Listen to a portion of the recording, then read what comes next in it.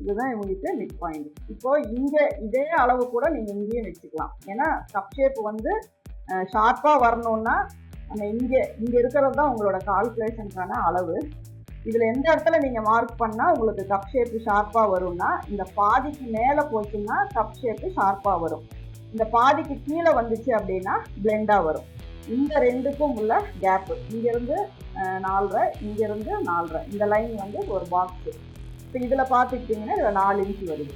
இப்போ இங்கே போட்டோம் அப்படின்னா கொஞ்சம் ஷார்ப்பாக வரும். நான் இங்கே வந்து 2.5 கொடுக்குறேன். அப்படி இல்லைன்னா இங்கேருந்து 1.5. இதுதான் நமக்கு அளவு. இதை வந்து நம்ம லைட்டாக லேண்டிங் பண்ணி கட் பண்ணிடலாம். எக்ஸஸாக விட்டு தான் இதை கட் பண்ணுறேன். இந்த டாட்டுக்கு கீழே தான் நான் லைன் போடுறேன்.